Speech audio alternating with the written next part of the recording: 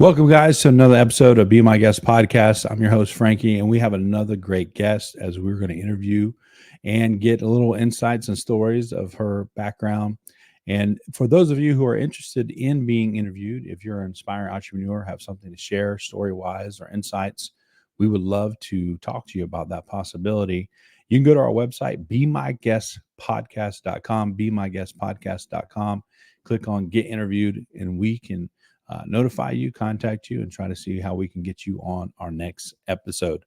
Without further ado, I want to bring on our next guest, Dr. Janelle Hoyland. I appreciate you coming on today and being a part of Be My Guest podcast. Oh, I'm glad to be here. I literally enjoy sharing information so that people can grow and excel in what they're here to do. And I'm happy that you're here as well. And some of the conversation we had with the pre-interview, excited to learn more about those topics.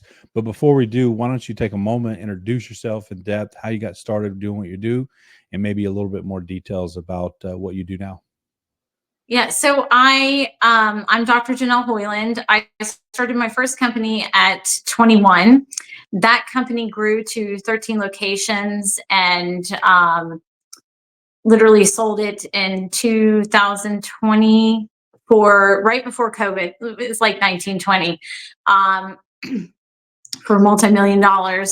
Still retained all the assets, but also in growing that business, I had 3 kids, took them along for the ride, that kind of thing. I didn't have any business training. And literally I rolled one business into the next store, into the next store, into the next store. And at the same time, doing that, I was also helping other people grow their businesses, but also healing people and restoring their lives with balance and clarity about what they needed to do. What kind of business was it that you had then? So I had retail locations where I sold products, and that's what I started very early on. Awesome. So 2020 or so is when you sold that business and you shifted over. What are you doing nowadays that of course, we're going to talk more about it, but what are you doing nowadays that people can learn more about what you do? Yeah. So I currently, like when I go into a business or a business hires me, usually it's to help them grow either through employee retention, if I can talk right today. And then also through looking at the background of like, well, where's the money going? How are they applying it? Also, as the business owner, let's say they're coming to me individually, not with their business itself, but with the healing part of life. Because often what I find is entrepreneurs are either overworked and don't know how to have work-life balance. And that's something that I specialize in. Also building legacies. Like I do believe that most entrepreneurs are not just supposed to have one business, but actually multiple businesses while giving back. Right. So that's the new kind of what I call thing that's emerging in our society. You talked about work-life balance. How important is that according to you? Oh my God, it affects so many things, especially money. And also, believe it or not, it actually affects if you have like products that you're selling. It even affects customers and clients from coming in and buying those products and feeling that. It's literally the whole, wherever the business owner or the entrepreneur is coming from in that space will definitely affect the whole entire thing. So it's essential. Now, you mentioned that you didn't really have any formal business training. What was it about, being an entrepreneur, a business owner that led you to that place where you said, hey, I need to do this. I need to start this? It was that thing where I was presented with the opportunity to start the first store and there was no hesitation. It was like, oh yeah, I think that would be something fun to do. Just out of the blue, right? I was already working for another company doing like loss prevention. And mind you, I'm 21. So it's not like I have a long history at that point of doing anything. And I learned and through trial and error and what worked and what didn't work as far as client retention and sales and all of those things I learned on my feet. And having one business, let alone, 13 different locations, is a feat in itself, while raising 3 kids. I think, understanding how to balance that and putting that first. I didn't realize it at the time, but was serving other people. Thinking back when you got started, what was one of the biggest challenges you first faced, and how did you overcome it? I think, in the very beginning, when you're not making any money and it's like, is this going to work? And you're in your head and you're like overthinking about it. You're like, oh my God, nothing's happening. Nothing's happening. And especially if you're in a sales, like product driven thing, right? Where you're selling a product and there's no customers coming in, and how do you bring in customers, and, all of that. Figuring out how to build those relationships with people. So that would come in, but also getting out of your head enough to realize that the decision in that sense, like that I made to start the business and go down that path. Yeah, not all of it was great. Some of the businesses failed and we had to shut them down. But it was knowing the right decisions to take without hesitation, and also being able to get outside of my brain long enough to see and know what action steps I needed to take. You mentioned hesitation, overthinking, and some of the things that you help people with. What about both of those? Let's start with hesitation, if you will. Why do people hesitate, and what's wrong with hesitating if that's the case? Well, sometimes, so in the world, in natural sense, when you go against the grain, right? It's like going against wood, right? The wood grain goes a certain way, right? And society likes things that it fits in a box, in a narrative. It doesn't go against the grain. And so when you have something that comes in and you're like, oh, I think that would be great, and then you hesitate on it because you've shopped it around to other people, and other people are like, yeah, you can't open a restaurant, or you can't, the market's down, or whatever the case, right? Then then you're starting to slowly pull away and let go of that fire and that passion. It's what the fire is what you need to follow, and the passion, because it's the hesitation in those split seconds that you lose the momentum. And when you follow the momentum, that's what drives the train to create everything else. Why do you think people you use the term shop the idea around? Why do you think people do that so often? I mean, to me, I think if you do that, you're trying to find validation. If Validation. Right? Yeah. It's also worthiness. It's because oftentimes, what I found in my history of working with entrepreneurs is that it's no one believed in them, right? And so there's that unworthiness piece of, do I deserve this? Am I worthy of something bigger? Am I worthy enough to dream that dream and to actually see it through? Because yes, there's the letting go of hesitation and not shopping it with people. Yeah, you can ask, hey, I was thinking about this, but not to the extent of, do you see it as valuable? Because you yourself have to understand the value in it coming to you first. That's where like inventions and things like that die. And then you think about it later and you go, oh, I had that idea. I should have taken that. But we hesitate because we don't see how it fits in the narrative of our current reality. When you talk about hesitation, is there any opportunities where hesitation is not so bad, or is actually definitely. Like with a couple of the businesses that, the store locations that I had to shut down, right? That was opening too quick without knowing the market. That should have been a hesitation moment, right? I should have hesitated on that a little bit longer. Right. Okay. It's knowing when to hesitate and when not to, right? So there's a delicate balance between the two. But I find that most people use hesitation as a crutch to not achieve. Right. Because it's uncomfortable to grow. Yeah. So you'd probably say fear has a lot to do with why people hesitate, Correct. right? Overthinking, like, how is it going to work out? It doesn't make sense, like, to do that, or no one in my family has done that, or whatever the overthinking is. I don't have any money. How am I going to do that? Or, trying to problem solve inside of the brain is what causes a lot of hesitation and kills a dream faster than you can. I mean, if everyone literally did everything that they desired from, like, when they were 5, I mean, it would be a totally different world. Would you say overthinking is the same kind of reasoning behind that? They're trying to find validation or make sure they cover all the bases of Yeah, thought and there's before they nothing move wrong with forward. it.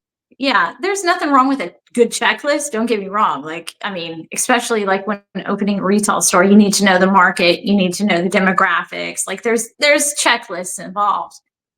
But um overthinking and hesitation mixed together for entrepreneurs is why they stay stuck in a certain framework of either not making money or not bringing clients in, or because they're unable to think outside of their narrative of Mm, what they know. wow. Now you mentioned that some of the services that you offer is employee retention, Yeah. and what's some of the things that you do to help people with their retention? Well, a lot of it for me, when I go into business, like, I went into and took over like 3 spas. They did like lashes and nails and things like that. And it was mostly Asian women. And it was a woman who was in her 60s. She had no idea about the Asian culture, didn't know how to relate to her employees. And so helping her understand their thinking and the way that they operate daily, and how they think about money and things like that, was a powerful asset for her to be able to understand how to communicate better and how to ask them for what they needed, or what their ideas were, right? And that was the bridge to fill that missing link, right? Mm, So that's like one of the parts, right? Is understanding the culture of the employees that you have there, and also right. creating a culture where they feel not just that they're building something, right? But they're also meaningful pieces in that building of something, right? Yeah. Because they have different tools that they bring to the table. Yeah, for sure.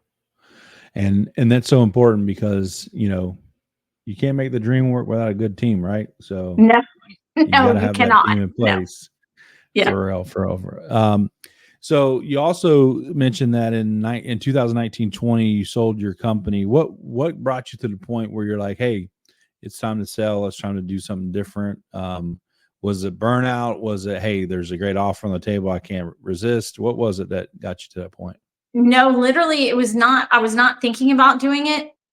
It literally just was like a drop in. Like, I think it's time, and it hit me, and I was like, oh, I'm done. Okay, Hmm. time to do something else. But that's that moment of hesitation.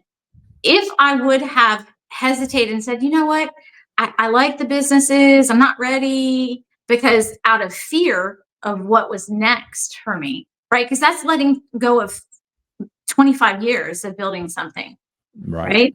That's a big chunk of my life. And that's where a lot of people get stumped, is when something is done and they know it's done and they hang on, Hmm. right? That's also a form of hesitation. Um, and it was time. And if I hadn't done it, look what happened. COVID happened and nothing sold. So it would have set me up for failure. Right. Walk us through that process. I'm kind of interested in knowing, did you hire a business broker? Did you sell it yourself? How No, long I did it sold it take? myself. Wow. How did you get potential buyers It to be interested? literally, once I heard that it was time and I said, okay, it's time, that's when the opportunities came in for people that wanted to buy it. And Yeah. in in that particular business, because it's a jewelry business, it's kind of niche in that way. Most jewelry owners know most jewelry owners. So once the thing went out, like, hey, she's ready to sell, then it moved from there. So you basically put out maybe a bulletin or something, an email, letting people No, know? it was literally like friends calling friends. Oh, okay. So it was just like the rumor mill, right? Yeah, exactly. And Gotcha. that's how it happened. Yeah. Gotcha. So it didn't take long once you decided after that. What, months, weeks? I mean, because it was a lot of locations and a lot of employees and a lot of inner work, it took a little bit of time. So probably 6 months to a year before Gotcha. the whole thing was complete. How many employees did you have before you sold? 150. Wow. Wow. And were you in one state? Where you located, by the way?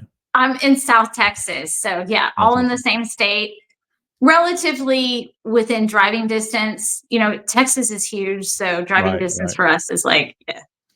Yeah. Yeah. Yeah. So everything was in the same state. Didn't take long to find a buyer, but took a little while to process the whole situation. And Yeah. then what was it like when after that closing, knowing that deal's done? Did you already know what you're going to do next, or what was that process like?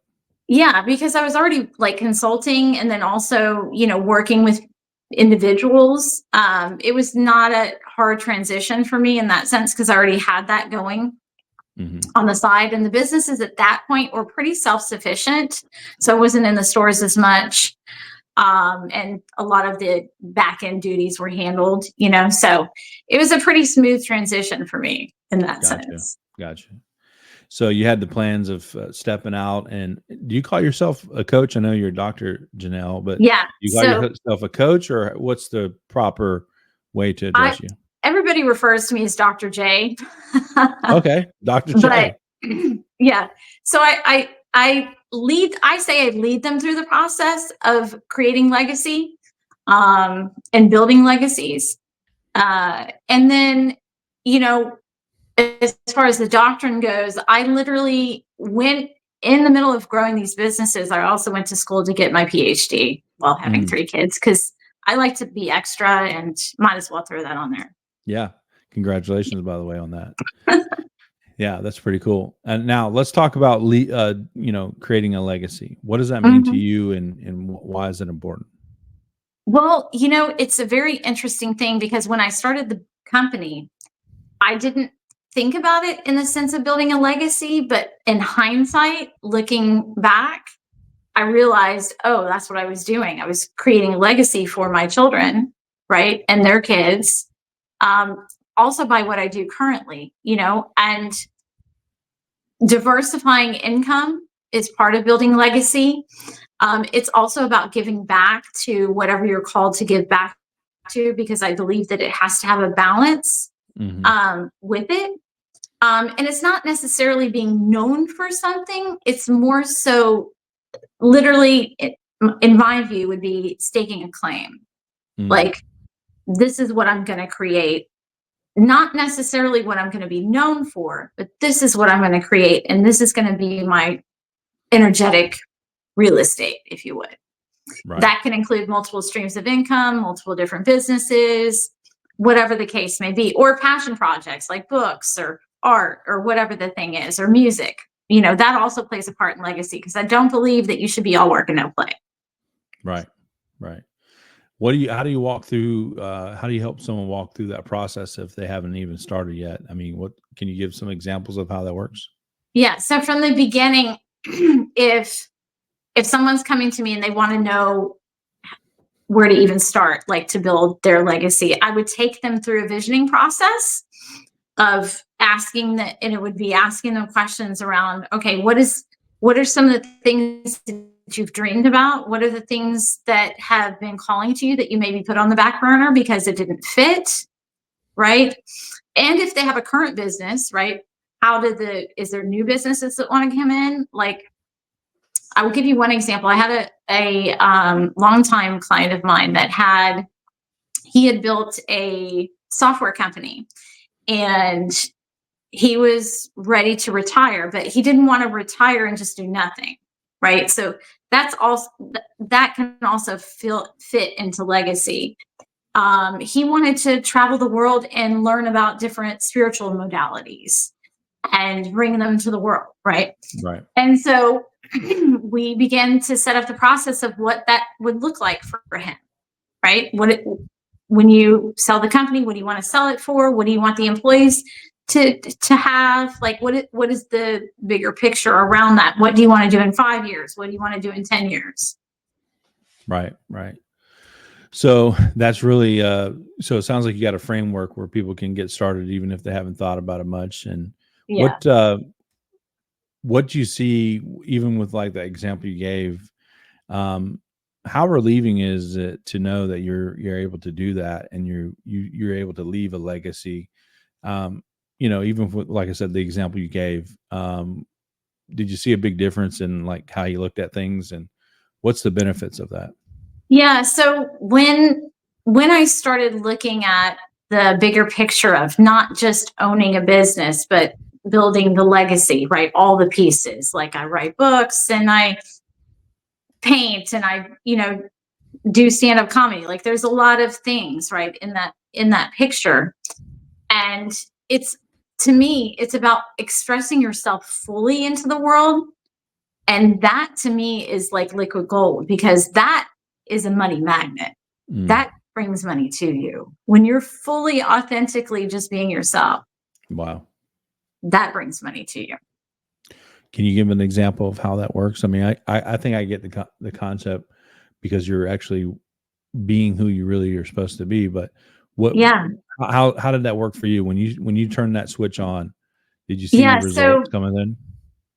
so like when I was in the stores all the time, right? And I had my side leadership thing happening, right? I couldn't fully make the transition into fully leading all the time because 13 locations and 150 employees, right? Right. So I had to do that part time. And then when I understood that that was what I was supposed to be doing full time, and then buying other businesses and selling businesses, that kind of thing, um, that's when that bigger picture revealed itself to me about, oh, it isn't about the hustle and the drive. It's more about the lean back and the creative process that brings money to you. And so, right at that moment when I got it, like I had to leave and go do this full time. That's when that hit came about selling the businesses. I Mm, didn't know COVID was happening. No one knew COVID was coming, right? right. And that's what brought the money in to allow me to open up the doorway to all the other things, to Yeah. create savings, to have investments, to have other businesses that I bought, to, create art and be in art galleries if I feel like it. Mm. Are you a believer in freedom as far as time, and if someone really wants that, how do they, you know, maybe they can't sell their business today, but how do Right. they position themselves to get to that point where they could and have more freedom? Well, the thing is with time, even in running all those stores, right, and having three kids, that's a lot, right? I would schedule myself time for me literally every day, outside of the kids, outside of the responsibilities, because that freedom that you give yourself just to be without having to be responsible for anything or anyone other than to yourself is huge, Mm, because that's what creates the space for ideas to happen, for dreams right. to begin to pop in. Now, what about the guys and gals out there who have too many ideas, or they don't know when to start, which one to do, which one not to do? And what if that's the reason why they're hesitating or overthinking? Right? That's a great question because that's when I take them through the list and I literally have them write down every single thing that they've ever thought about doing. And sometimes that list is really long, because sometimes people are, going to get in that space. They just like to create. There are people that just like to create and then don't do anything with it. Right. Right. And then that leads to resentment. So I usually take the list and I have them really sit with the list and feel which one sticks out to them as the thing, the first thing that jumps off the page without thinking. What's the first thing that jumps on the page? Yeah. That's the thing you start taking action on. Wow. Then slowly, right? And some of the things will die off. Like there's some things that I've done that I'm like, yeah, I don't feel like doing that anymore. Right. Yeah. But for the most part, yeah, there are, like I said, I've had several people come to me with a laundry list of things and don't know where to begin. Right. And that's when I'm like, okay, let's get the list out, sit with the list, don't think, and point to the first thing that jumps off the page. Then we start there. That sounds like an exercise I need to take. Most creatives need to do that, I would say. Yeah. Yeah. My wife's like, what now? That's kind of like how she starts her sentences with me nowadays. What now? Well, I'm just wanting to share. I'm trying to have communication with you. I didn't say I was going to do it. So, but yeah, that's kind of me right there. Yep. Yeah. Sure. I think, and I really believe like people like yourself need to do a lot of things. Like you're not supposed to be limited to one thing. And that can be hard because it sometimes may feel like you're, ADD, right, all over the place, right? And it's just like, oh my God, all the things. And giving yourself direction and being dedicated to a direction for a period of time will give you success where you can feel accomplished and complete in something. Because open-endedness is what creates more ADD and obsession. Right, for sure. Well, this has been helpful for sure. Now, who do you work with the most? I think you mentioned entrepreneurs and people that are looking for healing. Maybe you can talk a little bit about what that healing experience is with you when it comes to working with the folks you do. Yeah. So if an individual comes to me, let's say they're just, they have a business or they don't have a business, they want to start, whatever. I always create balance in life, right? So usually people find me that have lack of joy, like they don't have any passion for life anymore. They stop dreaming. And that's where I create those openings and those pathways for people to begin to dream and to begin to have passion for life again. Yeah. I mean, when you think about it, sometimes you can get so stuck on no hope and no vision. And then all of a sudden your body responds to it. Your mind's bogged down on it. Yeah. So, it can be very overwhelming. And, in our world that we live in, being a free thinker is not, it is to a degree accepted, but not fully expressed. Right. Yeah. You can be a free thinker, but just don't be an expressed free thinker. Yeah. That's when you find yourself in trouble for sure. Yeah. Now, is there anything else that you wanted to make sure the audience knows about you or what you offer? Right. So 2 things, right? When I work with businesses, I go in and I work in the whole entire thing, ground up, all of it. I also look at, is this business even something that the business owner wants to do anymore? Right. Because that's a legit question. Or you're just hanging on to it because you don't want to kill it. The other thing is with individuals, right? Like I said, finding that joy, finding that passion. And truth be told, there's a lot of people that aren't here to create businesses that like to serve, but how do they want to serve is the question, right? Yeah. So that's those things that I ask people when they come to me. Like what is truly calling to you that you feel like you're unsure of or unclear about or whatever the case may be. So the best ways to, find me are literally, I'm all on the socials for sure. But I have your email rolling down here on the bottom of the screen. Yeah. So info@janellehoyland.com. It's the easiest way to find me. Or at my website, you can find me there too. But the thing is, I want to leave people with this one thing. Hesitation is the most costly thing as far as time and energy and bandwidth, mental bandwidth that you can do. Well, Dr. Janelle, thank you for sharing and giving us some insights on how you work with people. I think I'm going to have to do the list, practice the list, and see what stands out. Maybe we can come back together or reconvene on another time, and I can tell you the progress I made with that.